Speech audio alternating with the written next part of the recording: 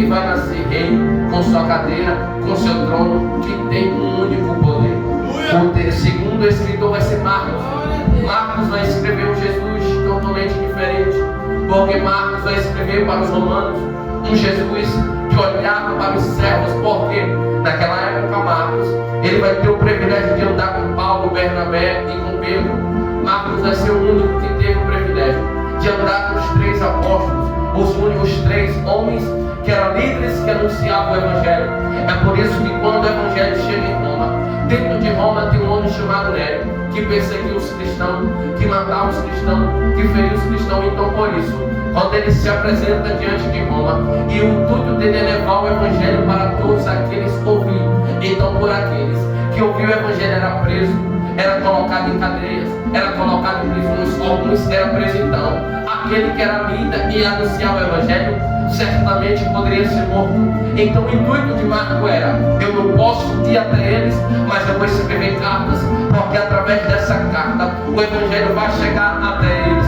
E esses homens eram chamados de escravos. Então Marcos queria mostrar um Jesus que era servo, que servia uma única salvação, que olhava para ele, o estado que eles estavam vivendo, e diria: Jesus pode se salvar, Jesus pode mudar o quadro.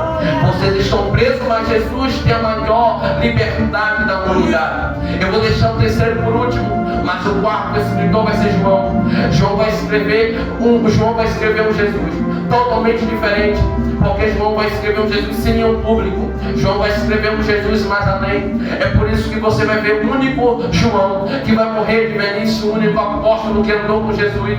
Ele vai andar, ele vai morrer de velhice, porque João vai mais além. Porque João, além de escrever o livro a qual vai dar destaque a Jesus, ele vai escrever o Evangelho. Ele também vai escrever as epístolas, a primeira, a segunda, a terceira epístola de João. Ele também vai escrever o livro do Apocalipse, que dá destaque aqui ao único espaço da igreja aqui na terra, onde aqui mostra os acontecimentos finais, o último espaço da igreja aqui na terra.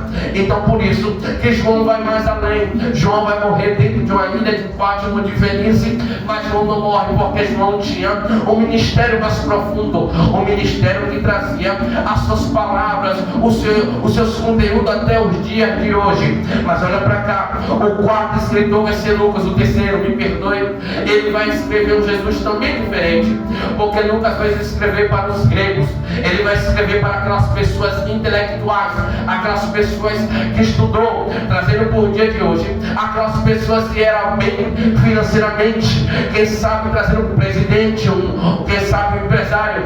Então Lucas, porque Lucas, ele estudou dentro da faculdade do Egito, ele estudou a medicina, então ele é aquele que vai escrever um Jesus como homem. É por isso que você vai ver Lucas dizendo filho do homem, mas Lucas vai provar que este homem não tinha pecado, mas tira o pecado do mundo. O intuito de Lucas era aqui escrever um Jesus que liberta, que cura e que tira todo o pecado da humanidade. Não tem como alguém se livrar do pecado sem Jesus.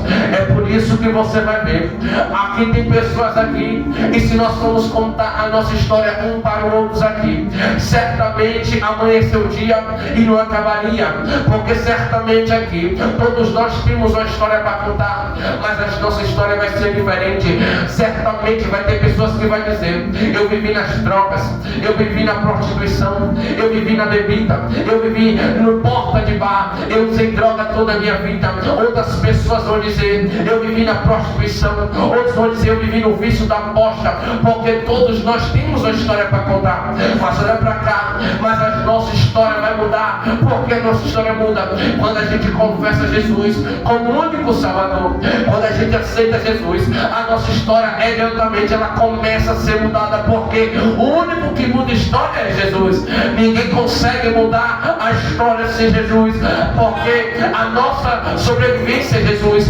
Não tem como você viver sem Jesus. Sem Jesus não adianta viver. A nossa maior dificuldade é viver sem Jesus, porque Jesus jamais dificultará o Evangelho. Quem dificulta o Evangelho somos nós mesmos, mas Jesus nunca mudará o Evangelho. Olha para cá. Então Jesus, quando ele vem escrever esses nomes, observe que nem Mateus, nem Marcos, nem Lucas, nenhum deles vão ter evangelho. O evangelho foram de Jesus. Presta atenção, já eu entro na história. Olha para cá. Nenhum deles tiveram o evangelho. O evangelho foram de Jesus. Marcos não andou com Jesus. Lucas não andou com Jesus. Mas Mateus, mas João, eles viram, eles caminharam, eles andaram com Jesus. Então Lucas aqui, ele vai começar a escrever as obras, os passos de Jesus. Entenda isso. Olha para cá. Os maiores obras de Jesus foi de uma forma muito simples. Não dificulte o evangelho. Olha para cá. Jesus usava palavras muito simples. Ele dizia: eu sou o caminho, eu sou a verdade, eu sou a vida. Ele dizia: conhecereis a verdade vos libertará. Ele dizia: eu sou o caminho, a verdade e a vida. Jesus sempre usou palavras simples. Ele nunca dificultou o evangelho. Olha para cá. Então quando Lucas aqui, ele vai descrever essa passagem, essa parábola bastante simples, que nós vamos com uma base nesta noite.